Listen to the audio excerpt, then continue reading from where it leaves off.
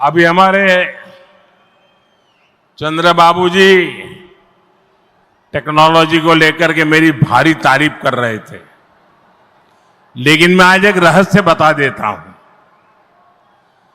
जब मैं गुजरात में नया मुख्यमंत्री बना तो मैं बाबू हैदराबाद में बैठ करके किस किस प्रकार के इनिशिएटिव ले रहे हैं उसका बड़ा बारीकी से अध्ययन करता था और मैं उसमें से बहुत कुछ सीखता था और उसे आज मुझे लागू करने का अवसर मिला है।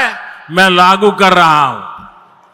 ఇప్పుడు చంద్రబాబు గారు మీరందరి ముందు నాకు టెక్నాలజీ నాతో మొదలైందన్నట్టుగా ప్రశంసిస్తున్నారు. కానీ నేను మీ అందరికీ కూడా ఒక రహస్యం చెప్తాను.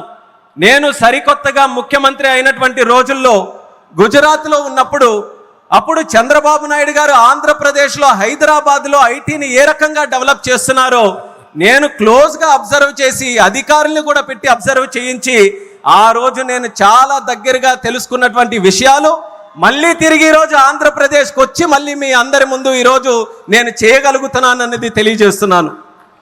और मैं अपने अनुभव से कहता हूं, फ्यूचर टेक्नोलॉजी हो, बहुत बड़े स्केल पर काम करना हो और जल्दी से इसे जमीन पर उतारना हो तो वो काम चंद्रबाबू उत्तम से उत्तम तरीके से कर सकते हैं. అలాగే నా అనుభవంతో చెప్తున్నాను.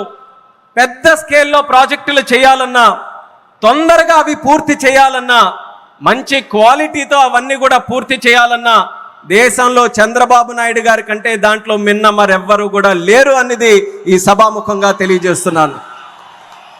साथियों, 2015 में मुझे प्रजा राजधानी का शिलान्यास करने का अवसर मिला था. बीते सालों में केंद्र सरकार ने हर प्रकार से अमरावती के लिए मदद दी है. यहां बेसिक इंफ्रास्ट्रक्चर के निर्माण के लिए सभी कदम उठाए गए हैं.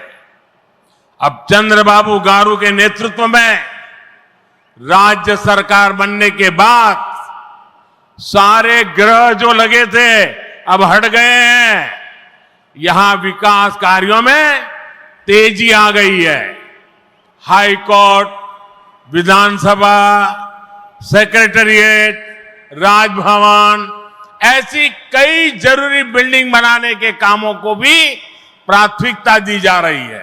మిత్రులారా, 2015లో ప్రజల రాజధానిగా అమరావతికి నేను శంకుస్థాపన చేశాను. గత 10 ఏళ్లలో కేంద్ర ప్రభుత్వం అమరావతికి అన్ని రకాలుగా మద్దతుగా నిలిచింది. ఇక్కడ మౌలిక వసతుల నిర్మాణానికి అవసరమైన ప్రతి అడుగు కూడా వేసింది.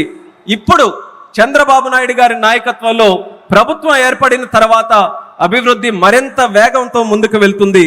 ఇక్కడ హైకోర్టు, అసెంబ్లీ, సచివాలయం, రాజ్భవన్ వంటి అవసరమైన నిర్మాణాలకు ప్రస్తుతం ప్రాధాన్యత ఇస్తుంది.